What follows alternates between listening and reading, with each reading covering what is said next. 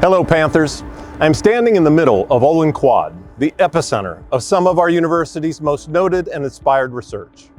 From here, our talented faculty and hardworking students are involved in teaching and learning that prioritizes hands-on experiences and forms the foundation for careers of consequence. Behind me is the dedication monument for the FWAN Engineering and Science Complex. If you've never stopped to read it, I suggest you take a moment.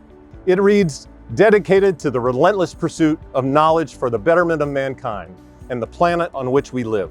That relentless pursuit is part of our DNA at Florida Tech. It sets the tone for who we are and what we value. Our faculty researchers model this pursuit every day, increasing knowledge and advancing understanding.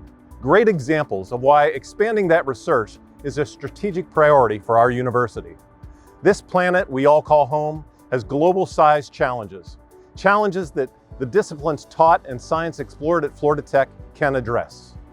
This community of learners has a proud legacy of doing just that, tackling challenges and finding innovative solutions, and the best is yet to come.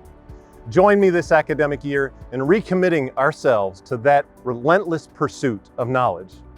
I'll see you around campus, and go Panthers!